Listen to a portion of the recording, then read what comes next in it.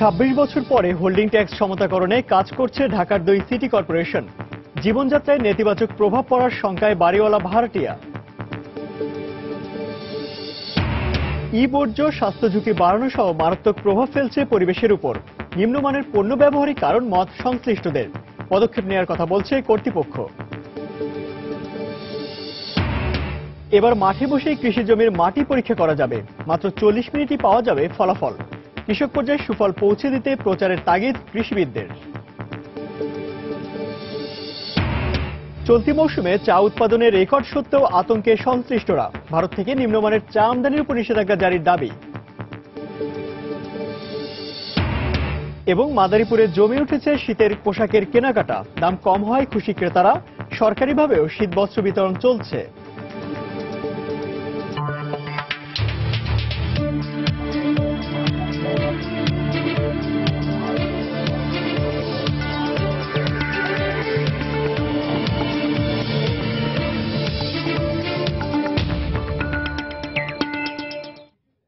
দেখছিলেন শিরোনাম। আমন্ত্রণ জানাচ্ছি দেশ ও দেশের বাইরে অর্থ বাণিজ্যের নানা খবর নিয়ে আমাদের নিয়মিত আয়োজনে সীমার বাণিজ্যে।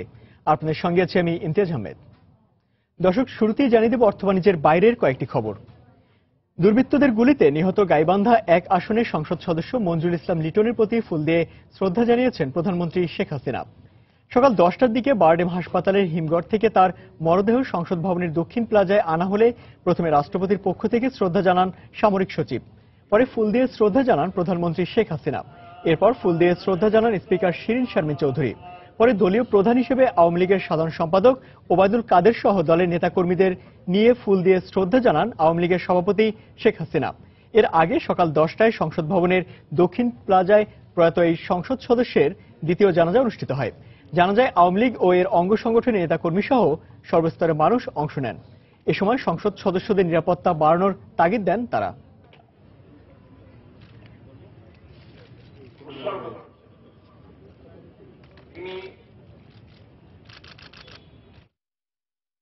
ও যে এলাকা থেকে নির্বাচিত সংসদ সদস্য, এটা হচ্ছে জামাত অধ্যুষিত এলাকা। আমি আজকে মাননীয় প্রধানমন্ত্রীর কাছে আবেদন জানাতে চাই যে মাননীয় সংসদ সদস্যদের নিরাপত্তার জন্য তাদের সকলেরই একজন গানম্যান দেওয়া প্রয়োজন। বিষয়টা নিশ্চয়ই মাননীয় প্রধানমন্ত্রী সহৃদয়তার সঙ্গে বিবেচনা করবেন বলে আমি আশা করি। গাইবান্ধা ১ আসনের সংসদ সদস্য মঞ্জুরুল ইসলাম লিটনকে গুলি করে হত্যার প্রতিবাদে এবং অপরাধীদের গ্রেফতারের দাবিতে সুন্দরগঞ্জের বামনডাঙ্গায় দ্বিতীয় দিনের মতো চলছে হরতাল। সকাল থেকে বামনডাঙ্গায় সব ধরনের যানবাহন চলাচল বন্ধ রয়েছে। পাশাপাশি বন্ধ রয়েছে দোকানপাট সহ বিভিন্ন শিক্ষা প্রতিষ্ঠানও। এদিকে বামনডাঙ্গা সহ সুন্দরগঞ্জ উপজেলার সব ব্যবসা প্রতিষ্ঠানে কালো পতাকা উত্তোলন করা হয়েছে। গত শনিবার সন্ধ্যায় সুন্দরগঞ্জের বামনডাঙ্গার মাস্টারপাড়ায় নিজ বাড়িতে দুর্বৃত্তদের গুলিতে নিহত হন স্থানীয় সংসদ সদস্য মঞ্জুরুল ইসলাম লিটন।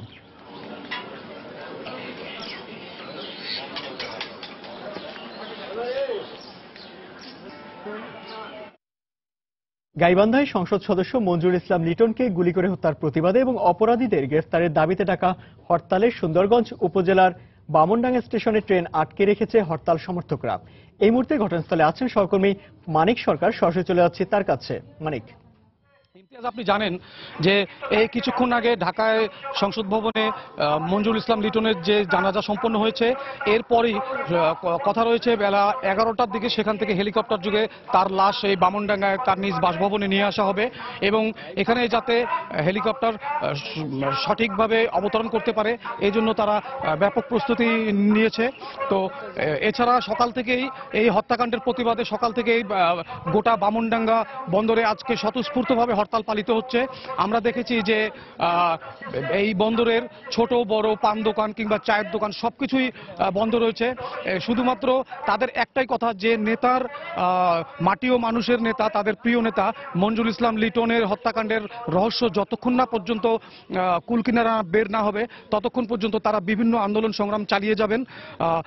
আর এছাড়া পুলিশের সাথে কথা বলে যেটা জেনেছি, পুলিশ আমাদেরকে জানিয়েছে তারা চেষ্টা চালাচ্ছেন আসামিদের গ্রেপ্তারের কিংবা কারা এই হত্যাকাণ্ড ঘটিয়েছে সেই বিষয়গুলি খুঁজে বের করার। আরেকটা বিষয় আপনাকে বলি যে এই যে হরতাল স্বতঃস্ফূর্তভাবে যে বামনডাঙ্গাবাসী ডেকেছে, বেলা 2টা পর্যন্ত হরতাল ডেকেছিল, কিন্তু যেহেতু বিকাল 4টায় জানাজা সম্পন্ন হবে এবং দূর দূরান্ত থেকে বিভিন্ন স্থান থেকে জানা যায় অংশ নিতে লোকজন আসবে।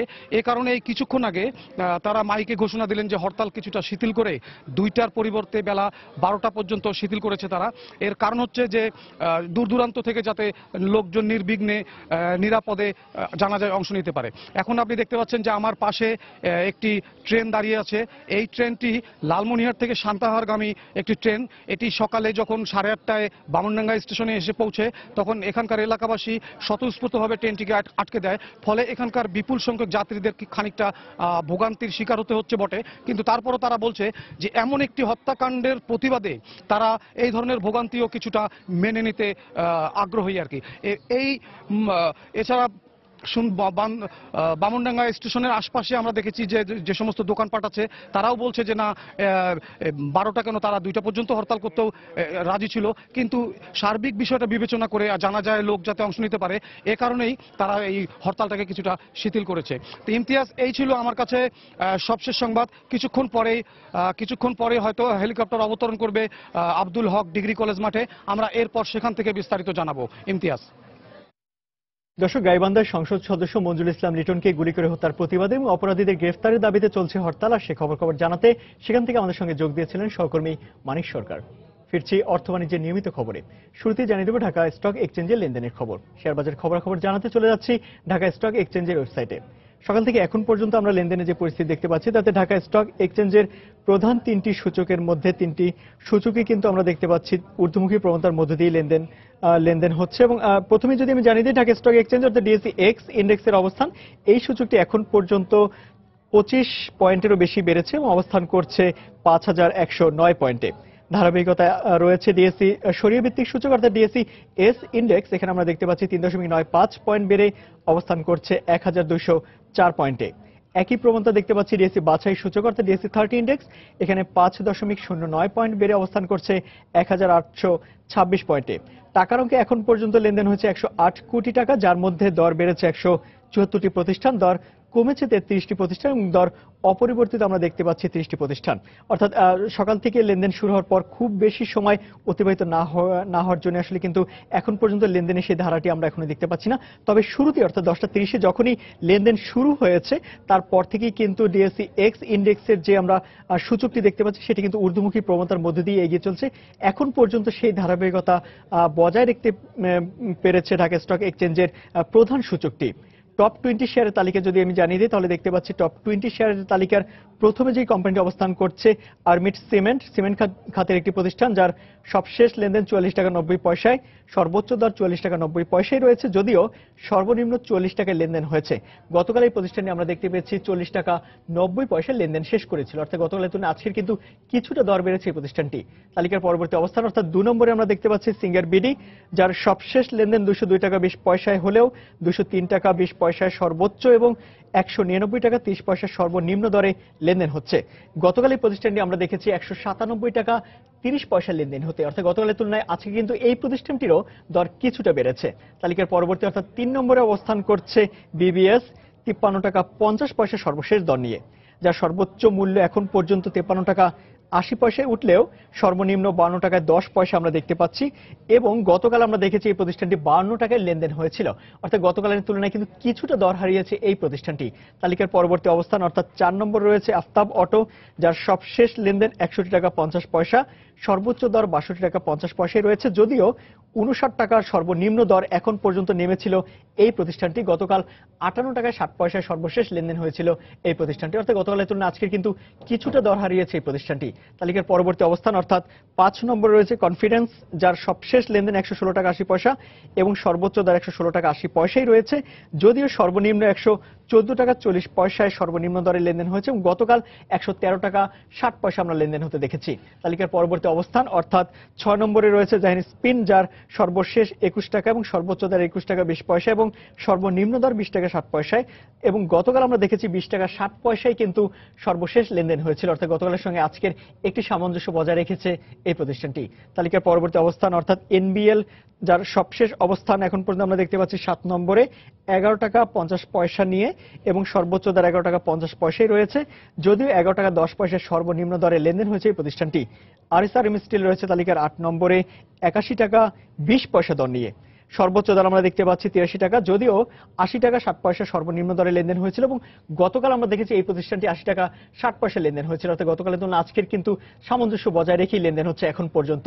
তালিকার 9 নম্বরে আমরা দেখতে পাচ্ছি যে প্রতিষ্ঠানটি রয়েছে সামারপোর্ট, যার সবশেষ 79 টাকা 30 পয়সা এবং সর্বোচ্চ দর 79 টাকা 30 পয়সাই রয়েছে এবং এখন পর্যন্ত এই প্রতিষ্ঠানটি তালিকার 9 নম্বর অবস্থান করছে। তালিকার 10 নম্বরে রয়েছে পেনিনসুলা 34 টাকা 40 পয়সা নিয়ে এবং 35 টাকা সর্বোচ্চ দর এবং 33 টাকা 40 পয়সা আমরা দেখতে পাচ্ছি এই প্রতিষ্ঠানটি সর্বনিম্ন দরে এখন পর্যন্ত লেনদেন হচ্ছে। তো মোটামুটি ঢাকা স্টক এক্সচেঞ্জের টপ 20 শেয়ার তালিকার প্রথম 10টির অবস্থান জানিয়ে দিচ্ছিলাম।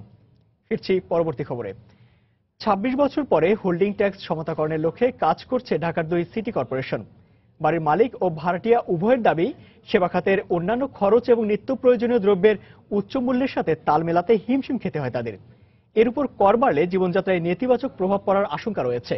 নগর কর্তৃপক্ষের দাবি, করের হার বা অন্য কোনো রকমের অভিযোগ থাকলে প্রয়োজনে নাগরিকরা আইনি সহায়তা নিতে পারবেন। আরো জানাচ্ছেন মিজানুর রহমান খবির। 1980 সালে করা জরিপের তথ্য মতে উত্তরে প্রায় 2 লাখ ও দক্ষিণে প্রায় 1.5 লাখ হোল্ডিং আছে ঢাকার 2 সিটি কর্পোরেশনে, কিন্তু বাস্তবে হোল্ডিং সংখ্যা অনেক বেশি। বিষয়টি জানলেও হালনাগাদ তথ্য না থাকায় পুরনো সংখ্যার উপর ভিত্তি করেই চলছে আবাসন কর সংগ্রহের কাজ। এ কাজেও রয়েছে দুর্নীতি ও বৈষম্যের অভিযোগ। হোল্ডিং ট্যাক্সটার জন্য যারা ইন্সপেক্টররা আসে তারা প্রথম একটা আন্দাজি বিল করে দেয়। একই ইউনিট, একজনের বেশি একজনের কম, এরকম সমস্যা আমরাও পড়ছি। 2017 সালের মধ্যেই জরিপ কাজ শেষ হবার কথা রয়েছে। এরপরই নতুন হারে কর আদায় হবে। তবে বাড়িওয়ালা ও ভাড়াটিয়ারা এখন থেকেই রয়েছেন করের বোঝা বাড়ার আতঙ্কে। যদি বাড়ায় তাহলে আমাদের জন্য তো আসলে খুব কষ্ট হয়ে যায়, কারণ এখন সময় আসলে অতটা ভালো না, এই জন্য যে জিনিসপত্রের দাম বেশি। গড়বার যদি বেশি বেড়ে যায় আমগো, তাহলে তো আমরা থাকতে পারতেছি না, ঢাকা শহরে আমরা চলতেও পারতেছি না। নগর কর্তৃপক্ষ জানান, মোট 24টি খাতের মধ্যে বড় একটি অংশ আয় হয় আবাসন কর থেকে। গত অর্থ বছরে দক্ষিণে 142 কোটি টাকা এবং উত্তরে 480 কোটি টাকা আদায় হয়েছে। সমতাকরণের পরে আদায়ের পরিমাণ আরো বাড়বে। একটা অসমতা রয়েছে, সেটাকে আমরা সমতা আনয়নের জন্য এই প্রক্রিয়াটি চলছে। আইনে যতটুকু ট্যাক্সের কথা বলা আছে সেই পরিমাণ ট্যাক্সই তিনি দিবেন। কর নির্ধারণ হওয়ার পরে সেখানে কিন্তু আপনার আপিলেট অথরিটি রয়েছে। একটা ডিজিটাল প্রসেসের মাধ্যমে সবগুলোকে আমরা করের আওতায় নিয়ে আসবো, সুতরাং কেউ আর বাদ থাকবে না। কোনো কর্মকর্তা কর্মচারী যদি কোনো মানুষকে হয়রানি করে কিংবা কোনো ধরনের অপদস্থ করে, সেক্ষেত্রে আমরা অনুরোধ করব আমাদেরকে বিষয়টা একটু জানাবেন, আমরা সে যেই হোক না কেন আমরা তাকে আইনের আওতায় নিয়ে আসবো। মূল সড়ক থেকে দূরত্বের ভিত্তিতে হোল্ডিং এর ধরন অনুযায়ী কর নির্ধারিত হয়। প্রতি 5 বছর পর পর তা ধার্য করার আইন থাকলেও 2 যুগেরও বেশি সময় পর কাজটি করছে 2 সিটি কর্পোরেশন। মিজানুর রহমান খবির, সময় সংবাদ, ঢাকা। উত্তরোত্তর প্রযুক্তির ব্যবহারে তৈরি হচ্ছে বিপুল পরিমাণ ইলেকট্রনিক বর্জ্য।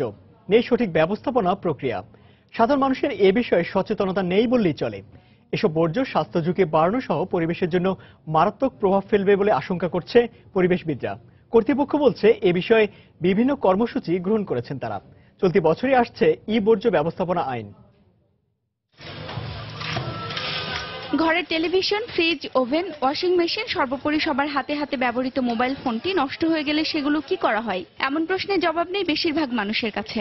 মোবাইল যে নষ্ট হয়ে গেলে ভাঙে ফেলাই দেয়, আসলে যেটা যে কোনো সার্টিফিকেট আছে সেটা আমি জানি না। অস্বাস্থ্যসম্মত উপায়ে যারা পুনঃপ্রক্রিয়াকরণ করছেন তারাও জানেন না এসব ই বর্জ্য স্বাস্থ্য ও পরিবেশের জন্য কতটা ক্ষতিকর। আমার তো জানা নাই এগুলি। এরকম সচেতন হলে হয়তো অনেক কিছু হইতো, হয়তো আমরা করতাম না বা বিকল্প কোনো একটাই করতাম বা আরো সচেতন হয়ে হয়তো করতাম। পরিবেশবিদরা বলছেন ই বর্জ্যের পরিমাণ কমাতে সংশ্লিষ্ট কর্তৃপক্ষের নজরদারি ও হস্তক্ষেপ প্রয়োজন। শুধু নীতিমালা হলে চলবে না, এটি একটি আইনে পরিণত করতে হবে এবং পাশাপাশি সরকারকে একটি গাইডলাইন দিতে হবে, যেটাকে বলা হচ্ছে ই ওয়েস্ট ব্যবস্থাপনা গাইডলাইন। এবং এই ব্যবস্থাপনা গাইডলাইনটি হতে হবে আন্তর্জাতিক মানসম্পন্ন এবং পরিবেশ সম্মত। নিম্নমানের ইলেকট্রনিক পণ্যের ব্যবহারই এই বিপুল পরিমাণ ই বর্জ্য সৃষ্টি করছে বলে মনে করছেন পরিবেশবিদরা। কম দামের বা বাজে কম্পিউটার ব্যবহার করতেছে, যার ফলে অনেক বেশি কম্পিউটার, ল্যাপটপ এগুলো ব্যবহার করতেছে। আমরা এগুলো হয়তো বিক্রি করতেছি কিংবা ফেলাই দিচ্ছি। এতে আমরা নিজেরাও যেমন ক্ষতিগ্রস্ত হচ্ছি এবং অনেক পরিমাণে ব্যবহার বেশি করতে হচ্ছে। পরিবেশ অধিদপ্তর বলছে পরিবেশের কথা চিন্তা করে ই বর্জ্য কমানোর লক্ষ্যে আইন প্রণয়নের সঙ্গে সঙ্গে রিসাইক্লিং নিয়েও কাজ চলছে। আইন মন্ত্রণালয় যদি সম্মতি দেয় তাহলে হয়তো আগামী জুনের মধ্যে হয়ে যেতে পারে। 3টা প্রতিষ্ঠানকে এখন পর্যন্ত ছাড়পত্র দিচ্ছি যারা রিসাইক্লিং করবে, অলরেডি করছে। আশঙ্কার কথা হলো দেশের মানুষ প্রতি বছর কি পরিমাণ ইলেকট্রনিক পণ্য ব্যবহার করে তার সঠিক কোনো পরিসংখ্যান নেই। বিশেষজ্ঞদের পরামর্শ, ইলেকট্রনিক বর্জ্য তৈরি করে এমন সকল পণ্যের আমদানি ও রপ্তানিতে নজরদারি বাড়াতে হবে। আর সেই সাথে সাথে পরিবেশের ভয়াবহতার কথা চিন্তা করে যার যার নিজের অবস্থান থেকে ইলেকট্রনিক পণ্য ব্যবহার নিয়ন্ত্রণ করতে হবে। বিথি হক, সময় সংবাদ, ঢাকা। পরীক্ষাগারের পাশাপাশি এবার মাঠে বসেও করা যাবে কৃষি জমির মাটির গুণাগুণ পরীক্ষা। স্বল্প খরচে অল্প সময়ের মধ্যে পাওয়া ফলাফলে কৃষক মাঠে প্রয়োগ করতে পারবেন পরিমাণ মতো সার। কৃষিবিদরা বলছেন এতে মাটির গুণাগুণের পাশাপাশি বাড়বে ফলন। আর বিশেষজ্ঞরা বলছেন কৃষক পর্যায়ে সুফল পৌঁছে দিতে দরকার ব্যাপক প্রচারণা। এ নিয়ে দেখুন মামুন আবদুল্লাহর করা একটি রিপোর্ট। ক্যামেরায় ছিলেন জাহাঙ্গীর হোসেন। গাজীপুরের কৃষক আবুল কালাম জমিতে ফসল ফলানোর আগে কৃষিবিদকে নিয়ে এসেছেন মাটির গুণাগুণ পরীক্ষা করতে। আগে এজন্য মাটি সংগ্রহ করে ল্যাবে নিয়ে যেতে হতো আর ফলাফল পেতে অপেক্ষা করতে হতো 2 থেকে 3 দিন। আর এখন সময় লাগবে সর্বোচ্চ 40 মিনিট। সয়েল সেফ মেশিনে মাঠে বসেই করা হবে এই পরীক্ষা। যে কোনো জায়গায় যে কোনো কৃষকের বাড়িতে মাটি কালেকশন করে শুকিয়ে গুঁড়া করার পরে আমরা তাৎক্ষণিকভাবে মাটি এটা পরীক্ষা করতে পারি। কৃষিবিদ বলছেন পরীক্ষা শেষে প্রাপ্ত ফলাফলের ভিত্তিতে ফসলের ধরন অনুযায়ী জমিতে সার দেয়া সহ নেওয়া হবে পরবর্তী পদক্ষেপ। সেই সাথে সুষম সার প্রয়োগের ফলে 20 থেকে 30% বাড়বে ফসলের উৎপাদন। গবেষণা থেকে দেখা যাচ্ছে কি আমরা যদি মাটি টেস্ট করে সুষম সার ব্যবহার করি তাহলে পরে 20 থেকে 30% ফলন বাড়ে। এটা আমাদের সরকারিভাবে স্বীকৃত গবেষণার ফলাফল। সার ব্যবহার হবে কম, কৃষক আর্থিকভাবে লাভবান হবে। একই সাথে প্রকল্পটি গ্রাম পর্যায়ে পৌঁছাতে পারলে কৃষক যেমন লাভবান হবে ফসল উৎপাদনে, অন্যদিকে কর্মসংস্থান হবে অনেক তরুণ উদ্যোক্তার। এমনটাই আশা করেন প্রকল্প পরিচালক। গ্রামে গঞ্জে বিভিন্ন আমাদের বেকার যুবক যুবতীরা এমনই প্রক্রিয়াটা সহজ যে তারা আসলে উদ্যোক্তা হিসাবে এই কাজটাতে যুক্ত হতে পারে। এই প্রক্রিয়াটা করতে গেলে অবশ্যই শুধু এনজিও না, সরকারকে সাথে নিয়ে আমরা যদি কাজটা করতে পারি আমাদের জন্য আসলে অনেক বেশি সহজ হবে। কৃষি বিশেষজ্ঞরা বলছেন এর ব্যবহার জনপ্রিয় করতে প্রচারণার পাশাপাশি প্রয়োজন কৃষকের সচেতনতা বাড়ানো। গ্রামের যুবক শ্রেণী বা যে কেউ সেই যন্ত্রটি কিনবে এবং যারই যখন প্রয়োজন হবে মোবাইল ফোন দিয়ে বলবে যে আমি এটি করতে চাই, এর আগে এই আমন ধানটি করেছিলাম, এখন আমি আলু করব। এটাকে জনপ্রিয় করবার জন্য আমার মনে হয় যে যত বেশি সম্ভব প্রচার চলতে থাকুক। বর্তমানে বিশ্বে প্রতি হেক্টর জমিতে সব ধরনের ফসলের উৎপাদন গড়ে প্রায় 3 টন হলেও বাংলাদেশে তা 4.15 টন। বিশেষজ্ঞরা বলছেন প্রান্তিক পর্যায়ে কৃষিতে নতুন প্রযুক্তির ব্যবহার বাড়ানো গেলে উৎপাদনে রোল মডেল হতে পারে বাংলাদেশ। মামুন আবদুল্লাহ, সময় সংবাদ, ঢাকা। 2013-14 অর্থ বছরে দেশের রপ্তানি খাতে গুরুত্বপূর্ণ অবদান রাখায় 66 প্রতিষ্ঠানকে দেয়া হলো জাতীয় রপ্তানি ট্রফি। সকালে রাজধানীর বঙ্গবন্ধু আন্তর্জাতিক সম্মেলন কেন্দ্রে ট্রফি তুলে দেন প্রধানমন্ত্রী শেখ হাসিনা। এ সময় প্রধানমন্ত্রীর আহ্বানে সাড়া দিয়ে রপ্তানির পাশাপাশি দেশীয় ভোক্তাদের প্রতি গুরুত্ব আরোপ করার প্রত্যয় ব্যক্ত করেন পুরস্কারপ্রাপ্ত ব্যবসায়ীরা। 2013-14 ট্রফি বছরে জাতীয় রপ্তানি ট্রফি প্রাপ্তির জন্য 192টি রপ্তানিকারক প্রতিষ্ঠান আবেদন করে। যাচাই বাছাই করে অর্থনীতিতে গুরুত্বপূর্ণ অবদান রাখায় 66টি প্রতিষ্ঠানকে জাতীয় রপ্তানি ট্রফি প্রদান করে বাণিজ্য মন্ত্রণালয়। রোববার রাজধানীর বঙ্গবন্ধু আন্তর্জাতিক সম্মেলন কেন্দ্রে প্রতিষ্ঠানের মালিক ও প্রতিনিধিদের হাতে ট্রফি তুলে দেন প্রধানমন্ত্রী শেখ হাসিনা। স্বর্ণ, রৌপ্য ও ব্রোঞ্জ 3 ক্যাটাগরিতে দেয়া হয় জাতীয় রপ্তানি ট্রফি। 15টি রপ্তানিকারক প্রতিষ্ঠানকে দেয়া হয় ব্রোঞ্জ পদক। পোশাক, চামড়াজাত পণ্য, অ্যাগ্রো প্রসেসিং পণ্য সহ রপ্তানি খাতে গুরুত্বপূর্ণ অবদান রাখায় 22টি প্রতিষ্ঠানকে দেয়া হয় রৌপ্য পদক। এর মধ্যে দেশের চাহিদা পূরণ করে চিনি রপ্তানি করা প্রতিষ্ঠান সিটি সুগার ইন্ডাস্ট্রিজ অন্যতম। অনেক বাজারে আমরা ইন করার সুযোগ সামনে আমাদের কাছে হাতছানি দেওয়া আছে এবং আছে।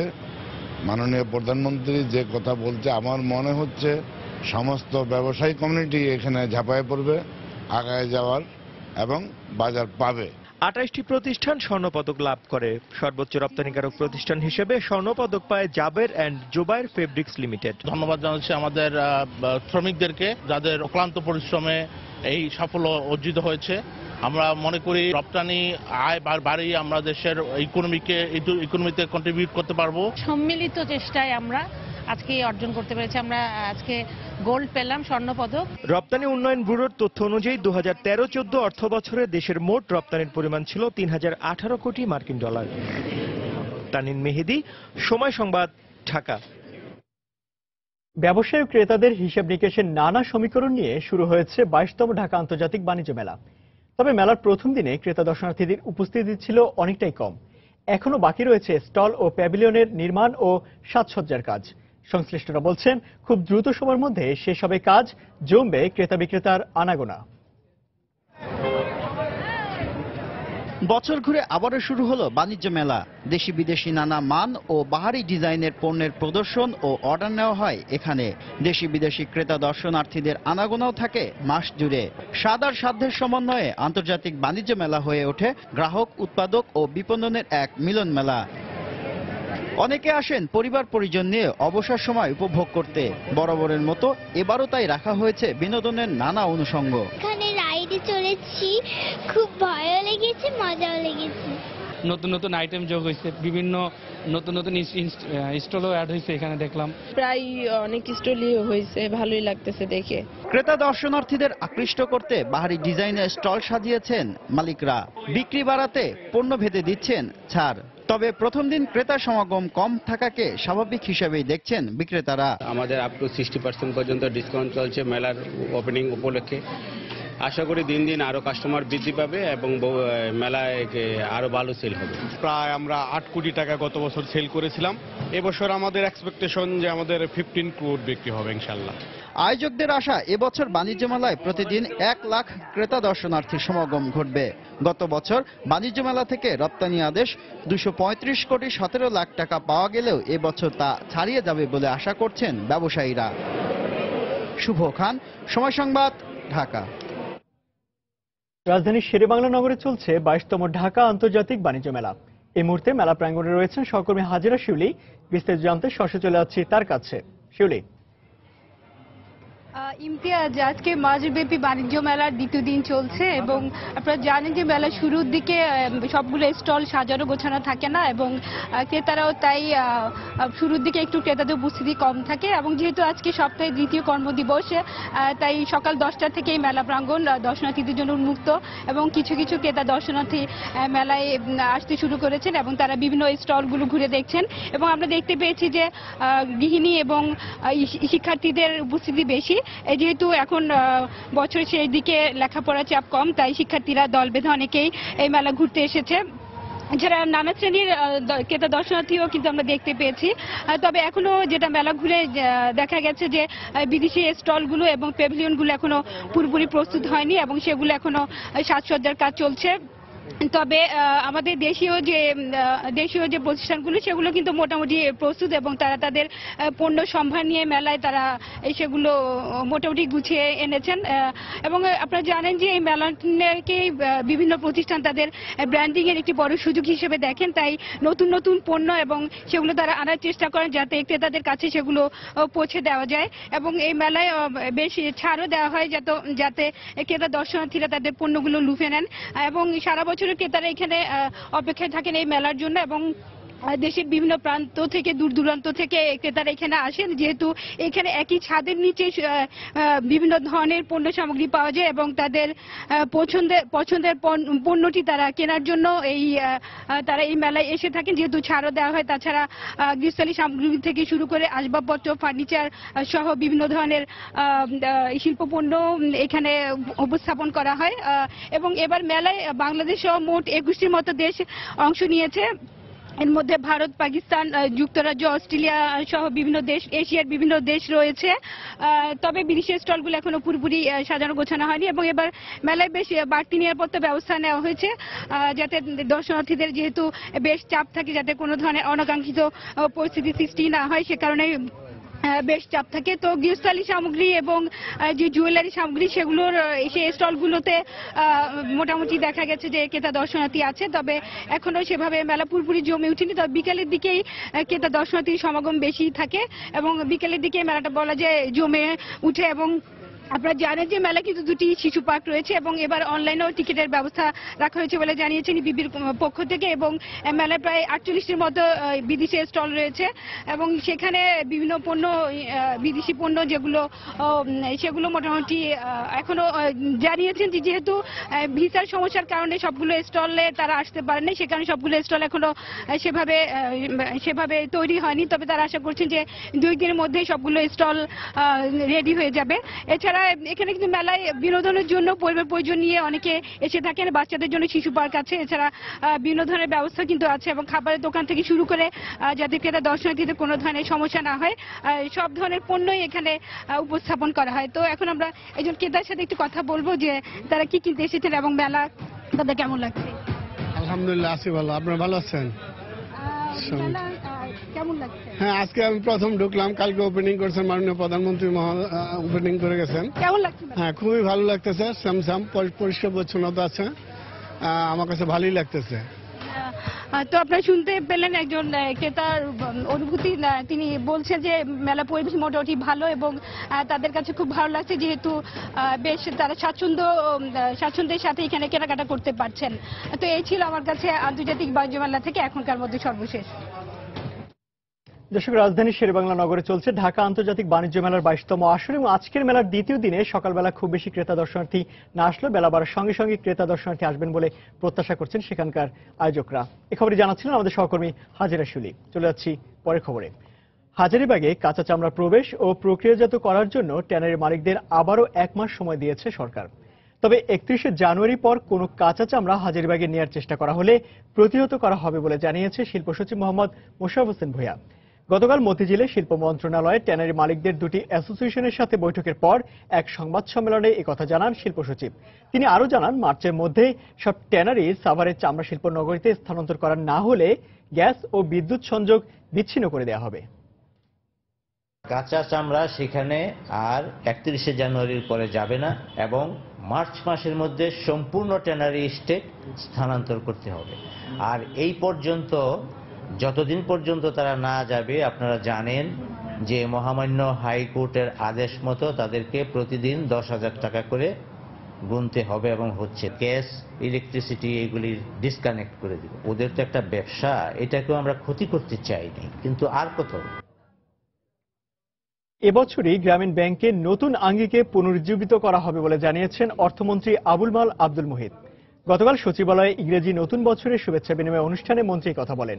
এ সময় তিনি আরও জানান, দেশের ব্যাংকিং খাতে খেলাপি ঋণের হার গত 3 দশকে অনেকটাই কমে এসেছে। 82 সালে তখন it was 40% plus default rate, সে জায়গায় ইটস নাও অ্যাবাউট 8-9%, 10% হয়। So this is reasonable. Grameen bank is the pioneer, it should be relevant. সেটাকে রেলেভেন্ট করার আমাদের ইচ্ছা। আমরা এই ইউনুস সাহেবের বিভিন্ন ধরনের যে প্রতিবন্ধকতামূলক কাজকর্ম সেগুলো থাকা সত্ত্বেও এখন ভাবছি গ্রামীণ ব্যাংক নিয়ে আমরা এটাকে আবার should revive it in a new style. চলতি মৌসুমে চা উৎপাদনের রেকর্ড সৃষ্টি হয়েছে। গত কয়েক বছর ধরে বাম্পার উৎপাদনে দেশের চাহিদা মিটিয়ে চা রপ্তানি হচ্ছে বিদেশেও। কিন্তু ভারত থেকে নিম্নমানের চা আমদানির ফলে আতঙ্কে আছেন সংশ্লিষ্টরা। চা শিল্পের মালিকদের দাবি, চা আমদানির উপর নিষেধাজ্ঞা জারি না করা হলে এই শিল্প বিপর্যয়ের মুখে পড়বে। বিস্তারিত জানাচ্ছেন ইকরামুল কবির, ছবি তুলেছেন দিগেন সিংহ। গত শনিবার পাতা তোলার মধ্য দিয়ে চলতি চা মৌসুম শেষ হয়। মার্চ থেকে ডিসেম্বর পর্যন্ত এই 9 মাস চা উৎপাদনের মৌসুম।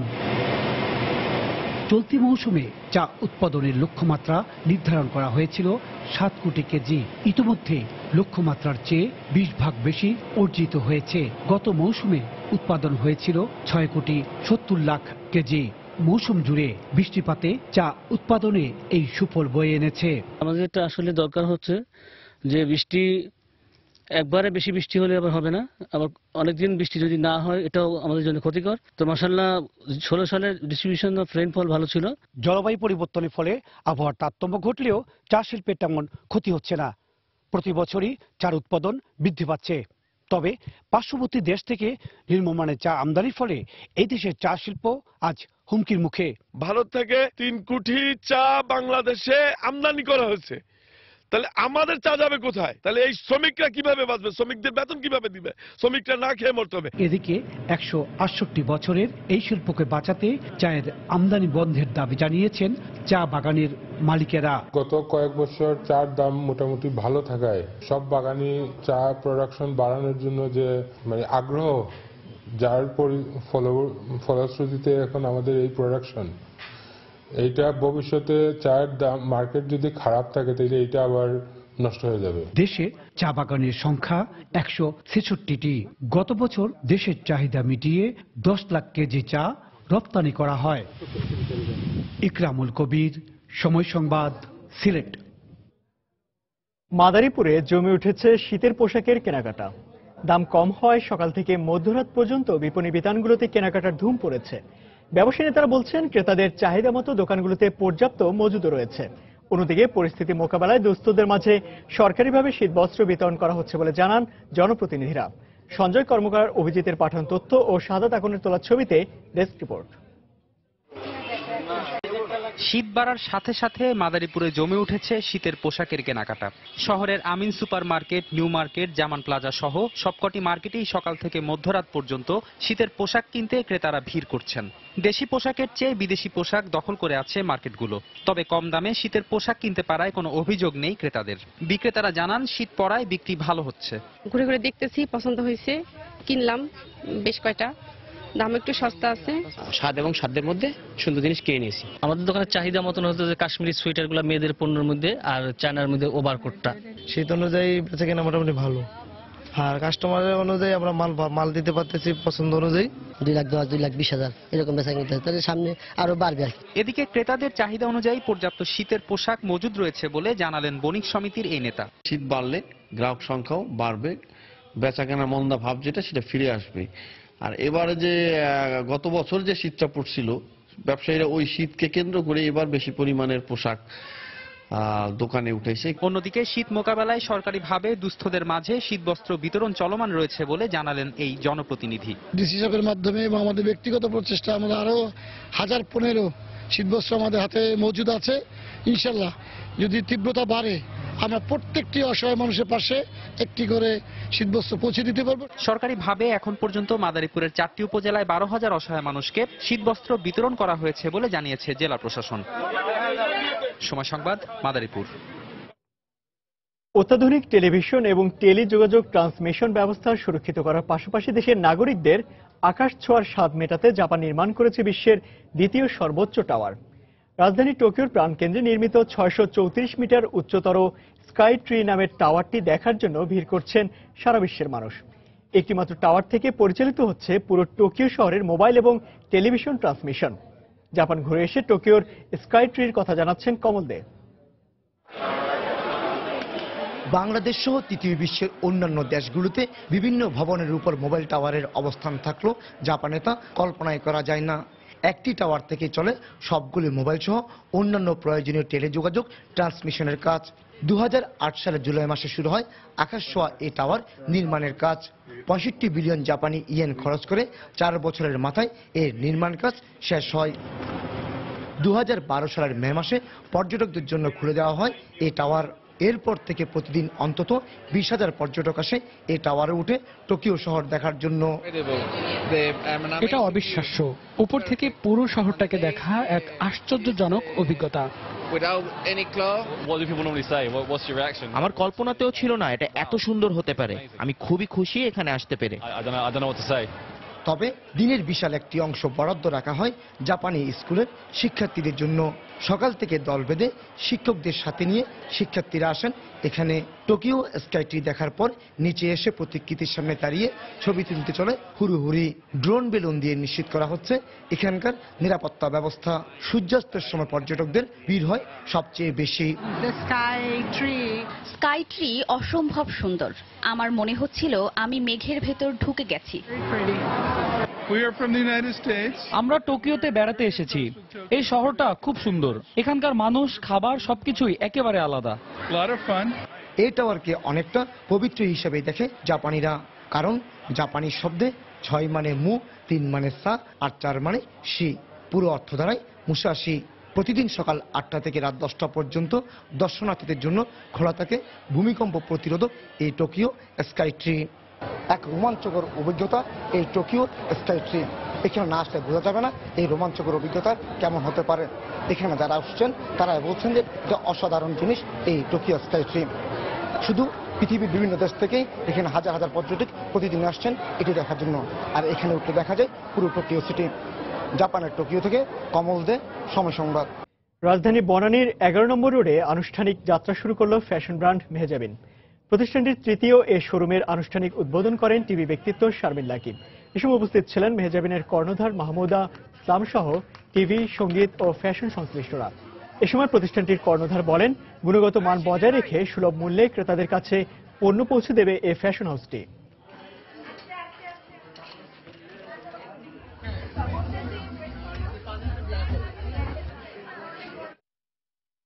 কিংসুক বহুমুখী সমবায় সমিতির ব্যবস্থাপনা কমিটি নির্বাচন অনুষ্ঠিত হয়েছে। গতকাল সকাল 10টা থেকে বিকেল 4টা পর্যন্ত মিরপুরে কিংসুক টাওয়ারে ভোট গ্রহণ অনুষ্ঠিত হয়। নির্বাচনে নাজমুল হুদার সভাপতি, নাজমুল আলম ভূঁইয়া জুয়েল সম্পাদক হিসেবে আগামী 3 বছরের জন্য নির্বাচিত হন। নির্বাচন পরিচালনা করেন মেট্রোপলিটন থানা কর্মকর্তা রুহুল আমিন।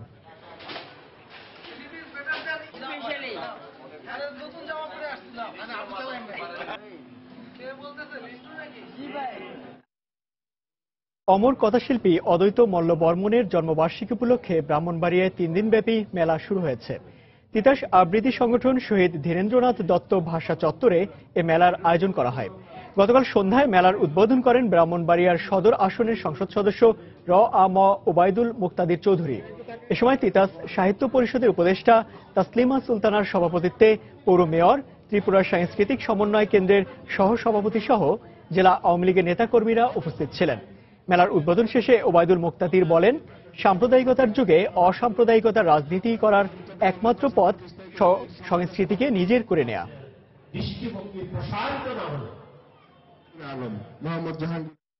দেশে বাইরের অর্থ বাণিজ্যের খবর। প্রচন্ড খরার কবলে পড়েছে দক্ষিণ আমেরিকার দেশ বলিভিয়া। চলতি বছর দীর্ঘস্থায়ী এ খরার জন্য এলো নিনোর প্রভাব ও দেশটিতে খনি শিল্পের প্রসারকে দায়ী করছেন পরিবেশবিদরা। কর্তৃপক্ষ রাজধানী লাপাজ সহ বড় শহরগুলোতে পানি রেশনিং ব্যবস্থা চালু করলেও দীর্ঘমেয়াদী সমাধান খুঁজছেন। এদিকে খরার কারণে বলিভিয়ার পশ্চিম অঞ্চলের বাসিন্দারা জলবায়ু উদ্বাস্তু হতে বাধ্য হচ্ছেন। গত কয়েক সপ্তাহ থেকে প্রচন্ড খরায় পড়ছে বলিভিয়ার বিস্তীর্ণ অঞ্চল। আকাশে কখনো মেঘের আনাগোনা থাকলেও বৃষ্টির দেখা নেই। টানা কয়েক মাস বৃষ্টির অভাবে জলাশয়গুলো প্রায় শুকিয়ে যাওয়ায় পশ্চিমাঞ্চল সহ দেশটির প্রায় অর্ধেক এবার খরার কবলে পড়েছে। নিত্য প্রয়োজনীয় কাজে পানির অভাবে হাঁসফাঁস করছে সাধারণ মানুষ। জনদুর্ভোগ কমাতে রাজধানী লাপাজ সহ কয়েকটি শহরে পানি রেশনিং ব্যবস্থা চালু করেছে সরকার। বিশ্বের উচ্চতম রাজধানী হিসেবে পরিচিত লাপাজের অবস্থান সমুদ্রপৃষ্ঠ থেকে 11,913 ফুট উঁচুতে। তাই ভূগর্ভ থেকে পানি উত্তোলনের পরিবর্তে সাধারণত পার্শ্ববর্তী বাঁধ থেকেই চাহিদা মেটানোর চেষ্টা করে কর্তৃপক্ষ। কিন্তু শহরটিতে পানি সরবরাহকারী প্রধান 3টি বাঁধ চলতি খরায় প্রায় শুকিয়ে যাওয়ায় পরিস্থিতি প্রকট হয়েছে। সমুদ্রের উপরিভাগে উষ্ণ তাপমাত্রা বা এল নিনোর প্রভাবে সৃষ্ট দীর্ঘস্থায়ী এই খরায় দেশটিতে ব্যাহত হচ্ছে স্বাভাবিক জীবন ও জীবিকা। খামার ও গবাদি পশুপালন প্রায় বন্ধ হয়ে যাচ্ছে।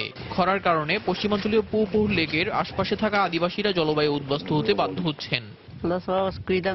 আশেপাশে কাজ না পাওয়ায় পরিবারের পুরুষ সদস্যরা দূরে কাজের সন্ধানে গেছেন। আমরা শিশুদের দেখাশোনা করছি। আগে এই লেক থেকে কেউ কেউ লবণ সংগ্রহ করে অর্থ উপার্জন করতেন, কিন্তু সাম্প্রতিক বছরগুলোতে খনি শিল্পের প্রসারের কারণে তা দূষিত হওয়ায় সেখানেও ভাটা পড়েছে। অন্যান্য জীবিকায়ও প্রায় একই অবস্থা। আমরা পশু শিকার করে কিংবা মাছ ধরে জীবিকা নির্বাহ করতাম। পানির উৎসগুলো শুকিয়ে যাওয়ায় মাছ পাওয়া যাচ্ছে না। পরিবেশবিদ ও ভূমি অধিকার রক্ষার আন্দোলন কর্মীরা বলিভিয়ায় চলমান এই খরা পরিস্থিতির জন্য দেশটিতে খনি শিল্পের প্রসারকে দায়ী করছেন। খনি শিল্পের জন্য প্রতিদিন অন্তত 1 লাখ ঘনমিটার পানি প্রয়োজন হয়, যা দিয়ে রাজধানী লাপাজের বাসিন্দাদের 2 দিনের পানির চাহিদা মেটানো সম্ভব। বলিভিয়ার পরিবেশ মন্ত্রণালয় এবারের খরাকে গত 25 বছরের মধ্যে ভয়াবহ বলে বর্ণনা করেছে, যা 2017 সালের প্রথম কয়েক মাস পর্যন্ত স্থায়ী হতে পারে। এই খরায় এরই মধ্যে দেশটির অন্তত 1,70,000 পরিবার দুর্ভোগে পড়েছে বলে জানিয়েছে রয়টার্স। দেলোয়ার হোসেন, সময় সংবাদ। দুর্নীতি বিরোধী লড়াইয়ে ভারতীয়দের কাঁধে কাঁধ রেখে কাজ করার আহ্বান জানিয়েছেন প্রধানমন্ত্রী নরেন্দ্র মোদী। নতুন বছরকে সামনে রেখে জাতির উদ্দেশ্যে দেয়া ভাষণে মোদী বলেন, ভারতে সরকারি কর্মকর্তাদের একটি বড় অংশ অবৈধ অর্থের পাহাড় গড়ে তুলেছে। অসাধু কর্মকর্তা ও অবৈধ ব্যবসায়ীদের অর্থের বিস্তার ঠেকাতে 500 ও 1000 রুপির নোট বাতিল করা হয়েছে বলে উল্লেখ করেন মোদি। বক্তব্যে মোদি বলেন 2017 দরিদ্র ও কৃষক পরিবারগুলোর জন্য বিভিন্ন প্রকল্প নেওয়ার কথা জানান তিনি। সরকারের ভর্তুকির মাধ্যমে তাদের জন্য সর্বোচ্চ 2 লাখ রুপি ঋণের ব্যবস্থা করা হবে বলে জানান মোদি। এদিকে 500 ও 1000 রুপির নোট বাতিলের পক্ষে কথা বলায় প্রধানমন্ত্রী নরেন্দ্র মোদীর বক্তব্যের নিন্দা জানিয়েছে বিরোধী দলগুলো। কংগ্রেস নেতা সালমান খুরশিদ ও কমিউনিস্ট পার্টি নেতা সীতারাম ইয়েচুরি নরেন্দ্র মোদীর নোট বাতিলের উদ্যোগকে ব্যর্থ বলে মন্তব্য করেন। গত 8ই নভেম্বর ভারতের সর্বোচ্চ 2টি নোট বাতিলের ঘোষণা দেন প্রধানমন্ত্রী Narendra Modi. And certainly I believe this is a little bit of a eyewash. Tax rebate, interest rebate. দর্শক, আবারও জানিয়ে দেব ঢাকা স্টক এক্সচেঞ্জের লেনদেন পরিস্থিতি। চলে যাচ্ছে ডিএসসি অফিসিয়াল ওয়েবসাইটে। সকাল থেকে এখন পর্যন্ত আমরা লেনদেনের যে পরিস্থিতি দেখতে পাচ্ছি তাতে ঢাকা স্টক এক্সচেঞ্জের 3টি সূচকই সকাল থেকে যেই প্রবণতা ছিল সেই একই প্রবণতার মধ্য দিয়ে কিন্তু লেনদেন অতিবাহিত করছে। প্রথমেই আমি ডিএসসি এক্স ইন্ডেক্স অর্থাৎ ঢাকা স্টক এক্সচেঞ্জের প্রধান সূচকটির অবস্থানটি জানিয়ে দেই। এটি এখন পর্যন্ত 35 পয়েন্টেরও বেশি বেড়েছে এবং অবস্থান করছে 5119 পয়েন্টে।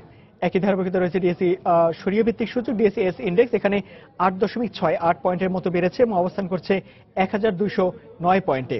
একই প্রবণতা রয়েছে ডিএসসি 30 অর্থাৎ বাছাই সূচক, যার 14 পয়েন্টেরও বেশি বেড়ে অবস্থান করছে 1835 পয়েন্টে। টাকার অঙ্কে আমরা শুরুতে দেখেছিলাম সকাল 11টার দিকে লেনদেন হয়েছিল 100 কোটি টাকার উপরে, এখন কিন্তু সেটা 500 কোটি টাকা ছাড়িয়ে গিয়েছে, অর্থাৎ টাকার অঙ্কে এখন পর্যন্ত 517 কোটি টাকার উপরে লেনদেন হয়েছে, যার মধ্যে দর বেড়েছে 186টি প্রতিষ্ঠান, দর কমেছে 93টি প্রতিষ্ঠান এবং দর অপরিবর্তিত আমরা দেখতে পাচ্ছি 34টি প্রতিষ্ঠানের। তো আমরা যদি এখন পর্যন্ত যে শেয়ারের অবস্থানটি সকাল থেকে দেখে নেই তাহলে দেখতে পাচ্ছি সকাল 10:30 লেনদেন শুরু হওয়ার পর থেকে এখন পর্যন্ত ঊর্ধ্বমুখী প্রবণতার মধ্য দিয়েই কিন্তু লেনদেন অতিবাহিত হচ্ছে এবং সেটি আমরা দেখতে পাচ্ছি বেলা বাড়ার সঙ্গে সঙ্গে কিন্তু 10:40 পর থেকে কিন্তু সেই লেনদেন অতিবাহিত হচ্ছে এবং 11টার পরে কিন্তু সেই একই অবস্থান অর্থাৎ ধীরে ধীরে ঊর্ধ্বমুখী প্রবণতার মধ্য দিয়ে কিন্তু সেই লেনদেনের গ্রাফিক্যাল চিত্রটি আমরা দেখতে পাচ্ছি। ডিএসসি এক্স এর অবস্থানটা ছিল এরকম। ডিএসসি যদি এস এর আমরা গ্রাফিক্যাল চিত্রটা দেখে নিই তাহলে এখানেও দেখতে পাচ্ছি একটি আপার ফরওয়ার্ডের মধ্য দিয়ে কিন্তু লেনদেন শুরু করেছে 10:30, যেখানে সর্বোচ্চ দর আমরা দেখতে পেয়েছি এখন পর্যন্ত ঊর্ধ্বমুখী প্রবণতা রয়েছে 10:30 পর থেকেই কিন্তু সেই ধারাবাহিকতা তারা বজায় রাখতে পেরেছে এবং এর পরবর্তী অবস্থান ডিএসসি 30 ইন্ডেক্স, এখানেও সূচকের একই প্রবণতা, যদিও এটির অবস্থানটা আরো দ্রুত গতিতে আমরা দেখতে পাচ্ছি এগিয়ে চলেছে। তো মোটামুটি এখন পর্যন্ত গ্রাফিক্যাল চিত্রের অবস্থানটা ছিল এরকম। সূচকটা যদি আরেকবার আমি জানিয়ে দিই তাহলে দেখতে পাচ্ছি ডিএসসি এক্স ইন্ডেক্স এখন পর্যন্ত একই রকম 35 টাকা বেড়ে অবস্থান করছে 5119 পয়েন্টে। মোটামুটি এখন পর্যন্ত ঢাকা স্টক এক্সচেঞ্জের লেনদেন পরিস্থিতি ছিল এরকমটাই।